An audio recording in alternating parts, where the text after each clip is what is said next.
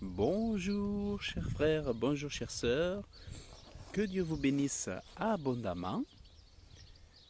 Non, que Dieu vous bénisse abondamment dans le nom de Jésus-Christ. Alors, en ce dimanche, je voudrais partager avec vous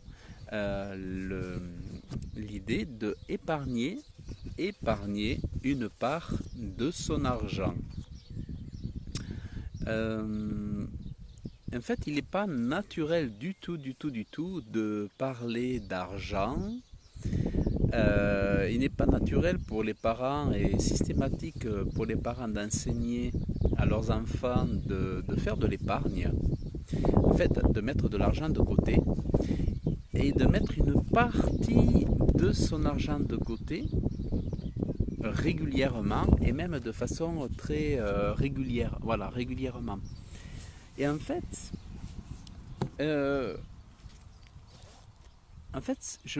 moi-même, quand je suis devenu chrétien, je me suis même dit que l'épargne n'avait rien à voir avec l'évangile. J'étais convaincu, qu'épargner n'avait rien à voir avec l'évangile, que on n'avait pas besoin de mettre de l'argent de côté, que fallait bon moi moi je m'étais mis dans la tête qu'il fallait que je donne tout ce que j'avais aux autres et que je vive au jour le jour. Je m'étais dit que je devais rien laisser quasiment sur mes comptes en banque et que marcher par la foi, c'était ne pas faire d'épargne, ne pas faire d'économie, mais de donner au jour le jour tout ce que j'avais, tout ce que je possédais, tout ce que je gagnais. Et il m'a fallu du temps pour me rendre compte de mon erreur. Alors en partie de mon erreur, puisqu'une partie de ce que j'avais compris est vrai, notamment dans le donner aux autres, dans bénir les autres avec nos biens, avec ce qu'on possède, faire du bien aux autres, tout ça c'était une réalité. Alors je ne sais pas si je ne vais pas essayer de me mettre là où il y a un peu plus de soleil. J'aurais peut-être un peu plus chaud. Alors, voilà, donc moi j'avais compris que donner, tout ça c'est important. Alors attendez, je vais essayer de me déplacer là où il fait soleil parce que j'ai pas chaud là. Voilà. Je vais me mettre là où il fait soleil. Voilà. On va se mettre là où il fait soleil. Ah, ça va aller mieux. Voilà, je me suis fait un petit système pour que le téléphone y tienne.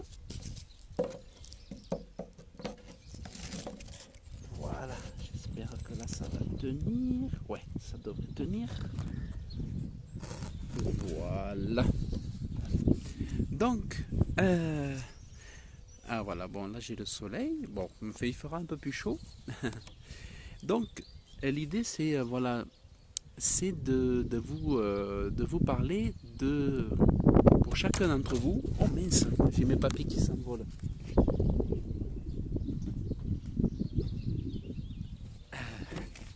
C'est pour chacun d'entre vous de vous enseigner à mettre de l'argent de côté.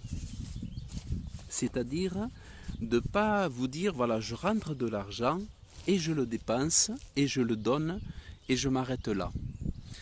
En réalité, le principe c'est il faut y ajouter autre chose. Lorsqu'on rentre de l'argent, il ne faut pas non seulement le dépenser, mais il faut aussi l'épargner. Alors, puis moi quand j'ai creusé un petit peu plus dans la Bible, je me suis rendu compte que Dieu nous parlait beaucoup de choses qui sont liées aux finances, qui sont liées à l'argent. Et plus qu'on n'aurait jamais imaginé, en fait, Dieu donne des conseils sur le placement de notre argent. Il y a même des versets où Jésus dit même de placer l'argent à la banque pour avoir des intérêts. Donc il parle même de ce qu'on appelle nous en France les comptes épargne qui apportent des taux d'intérêt. Les taux d'épargne, alors il y avait des époques où les taux d'épargne avaient des taux d'intérêt intéressants, et chaque année, à la date anniversaire, il y avait un taux de quelques pourcents qui a apporté un supplément d'argent sur notre compte, et plus il y avait d'argent, et puis le taux apportait des, des, un apport supplémentaire sur ce compte-là. Et en fait, on voit vraiment que placer l'argent épargné, c'est un principe biblique. Jésus dira dans Luc 19, 23, « Pourquoi donc n'as-tu pas mis mon argent à la banque, et à mon retour, je l'eusse retiré avec intérêt ?» Donc voyez, Jésus était très contemporain, il était très moderne, puisqu'il parlait déjà de banque. Jésus parlait déjà de banque, il parlait déjà de placement de l'argent. Jésus, qu'est-ce qu'il disait aussi? C'est que l'argent qui nous appartient, c'est son argent. Et que, en réalité, se dire l'argent que j'ai gagné, c'est pas tout à fait vrai. C'est l'argent que Dieu m'a donné et que j'ai gagné. L'argent que j'ai appartient à Dieu et c'est à moi d'en faire le bon gestionnaire. Donc en fait, on voit bien que, à moins de fermer les yeux, de se rendre compte que Jésus est pour ce que nous placions notre argent, mais que nous en mettions de côté, que nous le placions. Donc il n'y a pas simplement l'idée de consommer, d'acheter, de subvenir à nos besoins, mais il faut aussi avoir dans la tête, dans notre organisation, de placer une part de notre argent. Alors moi, alors, je vais vous lire juste mon petit commentaire que j'avais marqué sur mon petit cahier. Jésus parle dans une parabole, donc dans celle-là, de placer l'argent à la banque pour avoir des intérêts, afin de faire fructifier l'argent qui lui appartient à lui. Parce que souvent on se dit mon argent, ce que j'ai dans ma poche, dans mon portefeuille, mais ça appartient à Dieu, puisque nous appartenons à Dieu en tant qu'enfants de Dieu. On a été rachetés par Jésus-Christ, par le sang de Jésus. Et en réalité, aujourd'hui, chaque enfant de Dieu appartient à Dieu. Et tout ce qui appartient à l'homme ou à la femme de Dieu, tout appartient à Dieu. C'est pour ça que si Dieu nous demande un jour, eh bien tiens, tu vas donner tes chaussures à un pasteur, eh bien, il n'y a pas le choix, il faut le donner au pasteur. Si Dieu dit, tu vas donner ta robe, il faut que tu donnes ta robe au pasteur, à la femme du pasteur, eh bien, à nous de nous exécuter, de donner notre robe à la femme du pasteur. Donc si Dieu nous dit, va donner ta voiture à tel évangéliste, ben nous, on doit obéir et puis donner à l'évangéliste. Si Dieu dit, ben, tu vas donner 300 000 CFA, 300 000 CFA à l'homme de Dieu, eh bien, non, on va donner 300 000 CFA à l'homme de Dieu. Et donc l'argent, Dieu nous parle à travers de la Bible pour nous dire que on doit être plus organisé que ce qu'on peut l'imaginer. Et en fait, si nos parents, et souvent c'est le cas, puisque nos parents ne nous ont pas éduqués sur les finances, puisque ils n'y ont pas pensé, moi je vois dans nos familles, on ne prend pas le temps d'éduquer nos enfants. Pourquoi? Parce que nos parents non plus n'ont pas été éduqués à ça. Certains ont eu du bon sens. Moi, j'ai mes parents qui ont eu du bon sens parce qu'ils ont connu très tôt, ils ont su avoir l'intelligence de faire de l'épargne.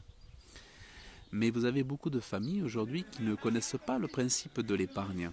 Et vous avez des gens qui vivent à crédit, qui sont dans la dette et tout ça. Mais c'est important, nous, de nous faire enseigner sur comment gérer les rentrées d'argent. Et c'est pour ça qu'au travers de cette vidéo, de cet enseignement, pour les enfants de Dieu, et puis aussi pour tous ceux qui ne sont pas croyants, c'est de vous encourager justement à mettre de l'argent de côté. Quand vous recevez quelque chose, même si vous recevez un don d'un frère ou d'une sœur, si vous recevez quelque chose qui vient, c'est vrai que c'est important de mettre une part de tout ce que vous recevez, autant que possible, quelque part. Alors pas forcément, tout le monde n'a pas possibilité peut-être d'ouvrir un compte en banque, mais mettez-vous dans un lieu sécurisé où personne ne trouvera, ou en banque, hein. Vous vous mettez une part de ce que vous gagnez de côté. C'est important. Alors, il faut savoir qu'aussi, cet argent que vous allez mettre de côté, ça va vous donner aussi, quelque part, un peu de confiance. Ça va vous stabiliser un petit peu. Ça va vous aider à être un peu plus, peut-être un peu plus paisible, un peu plus tranquille. Et ça va vous permettre d'être peut-être un peu plus serein. Et vous allez voir que petit à petit, vous allez voir augmenter derrière un peu d'argent et qui un jour cet argent alors va vous être très utile parce que vous ne savez pas ce qui pourra vous arriver un jour, ce dont vous pourrez avoir besoin un jour. Mais le but de cette épargne, c'est de ne pas la toucher. Donc vous mettez cet argent de côté, mais le but c'est de ne pas le toucher, c'est de mettre l'argent de côté et de faire un maximum que vous approvisionnez cette partie-là, vous l'approvisionnez, vous ajoutez petit à petit chaque mois ou chaque fois que vous percevez quelque chose, vous ajoutez au fur et à mesure. Mais surtout, c'est important de façon régulière pour, au final, avoir une somme à la gloire de Dieu. Et vous êtes un gestionnaire de Dieu. Puisque un bon gestionnaire, que ce soit dans un couple, que ce soit un célibataire, que ce soit en famille, que ce soit en entreprise, doit toujours avoir quelque part une épargne. Mais cette épargne ne veut pas dire pour autant que vous allez arrêter de faire du bien autour de vous. L'épargne, c'est en plus. C'est-à-dire, ça n'empêche pas de donner aux autres comme vous le faisiez avant, ça n'empêche pas de donner toujours plus aux autres comme vous l'avez peut-être jamais encore fait, mais ça vous permet d'avoir une gestion de vos finances et de raisonner en termes de placement d'argent, en termes d'épargnants, de placement d'argent et surtout de bons gestionnaires des finances et de ce qui appartient à Dieu. Donc ça c'est vraiment hyper important. Et moi honnêtement ce que je vous dis là, j'aurais aimé qu'on me le dise. J'aurais aimé qu'une église me le dise. Ce que je vous dis là, pour moi c'est hyper important. Parce que c'est bête, mais quand on n'entend pas quelque chose dit ouvertement, lorsqu'on ne s'entend pas dire quelque chose, eh bien on n'a pas l'idée de le faire. Alors que dès lors qu'on entend quelque chose, on se dit mais c'est vrai, ou alors c'est faux. Mais si c'est vrai, alors on se dit mais ah oui, mais c'est vrai ça, il faut que je le mette en place. Que je place par exemple 10% de mon argent que je reçois chaque mois sur un compte épargne. De manière à ce que vous puissiez avoir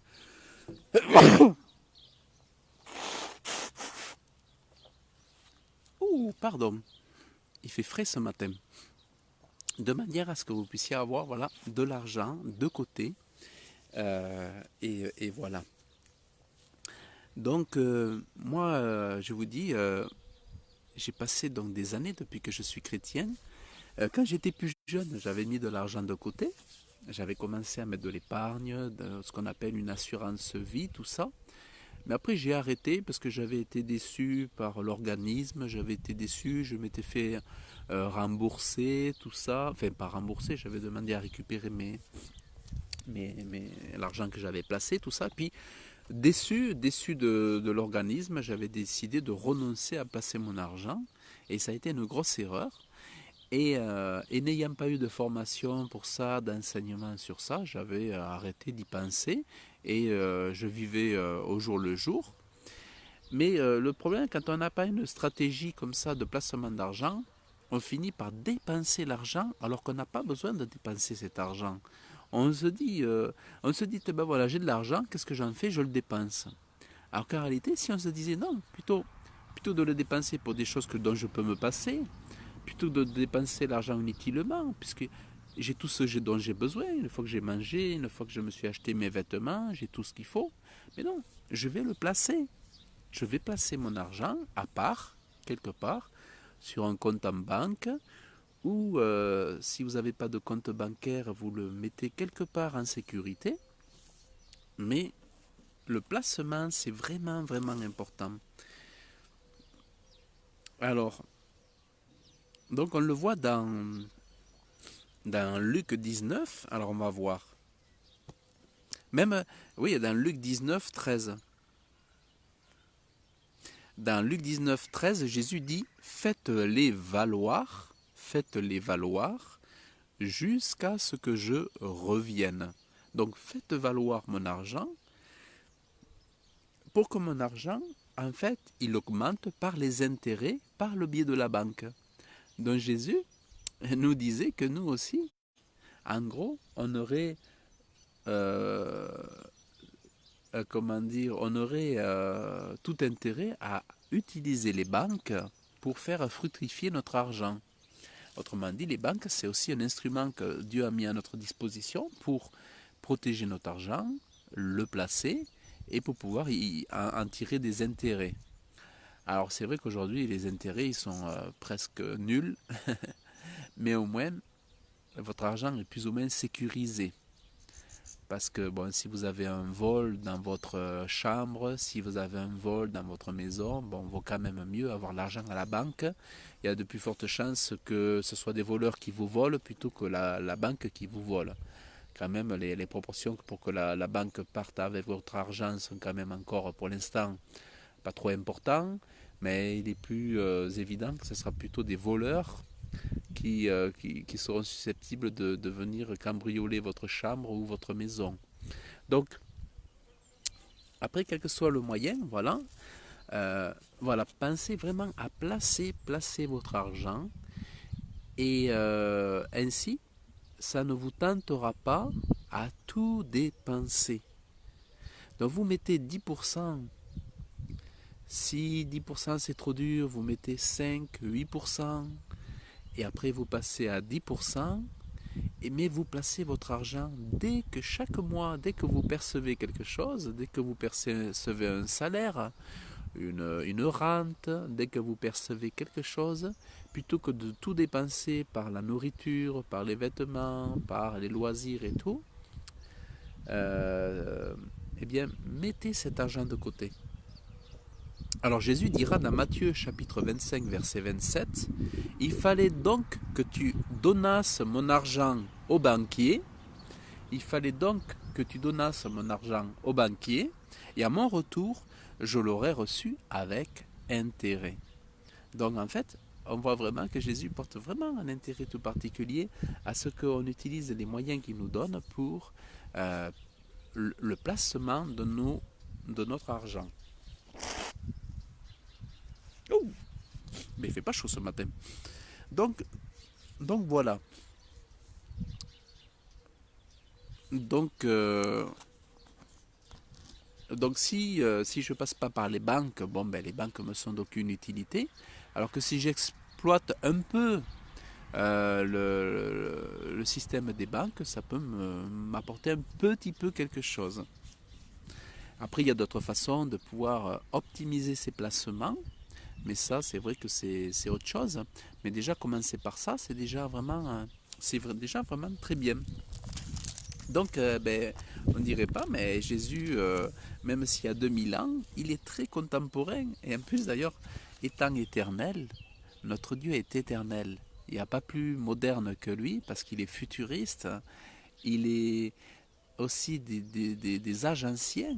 Notre Dieu est de tous les temps. Il est puissant, parce qu'il n'est pas simplement le Dieu d'autrefois, le Dieu d'Abraham, mais il est aussi le Dieu de ceux qui ne sont pas encore nés et qui seront les héros de la foi de demain.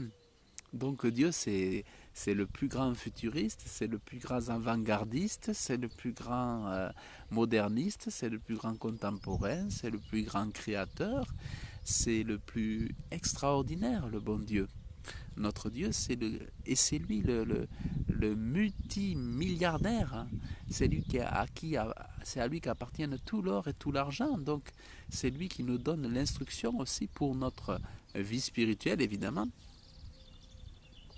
mais qui nous donne aussi les instructions pour notre argent, pour notre finance, parce que les enfants de Dieu en ont besoin. Parce que très, très infime, très, très minuscule, est le nombre de chrétiens qui sont vraiment enseignés dans les finances aujourd'hui, comment gérer l'argent quand on est chrétien, tout ça, les enfants de Dieu. D'ailleurs, beaucoup sont pauvres, beaucoup n'ont pas d'argent, beaucoup sont en train de quémander, de demander aux uns et aux autres parce qu'ils n'ont pas d'argent, ils ne travaillent pas, il n'y a pas de salaire, il n'y a pas d'argent, il n'y a pas de quoi manger, il n'y a pas de quoi voyager. Et tout ça parce que les enfants de Dieu ne sont pas éduqués. Mais moi je vous dis que dès que vous recevez quelque chose, même des dons, même une fois que vous avez donné votre dîme, placez une part de ce que vous avez reçu, placez-le. Placez-le, c'est très important. Ça fait partie de la bonne gestion. On ne peut pas comme ça. C'est vrai que le juste marchera par la foi, c'est vrai, mais l'un n'empêche pas l'autre, c'est-à-dire que tout en marchant par la foi, il est dit aussi, soyez prudents. Voilà, soyez prudents, soyez intelligents, soyez sages. Donc tout ça c'est à associer, à imbriquer l'un dans l'autre, mais voilà, c'est important d'avoir tous les éléments ensemble. Donc, je vous encourage à méditer donc Luc 19, voilà, où Jésus parle du placement de l'argent. Hein. Luc 19, 23. Pourquoi donc n'as-tu pas mis mon argent à la banque? À mon retour, je lui se retirer avec intérêt. Parce que souvent, beaucoup gèrent mal l'argent et au lieu d'être sage avec, avec l'argent, soit ils le dépensent, soit ils le cachent et ça ne leur apporte rien, soit ils le placent et l'argent augmente.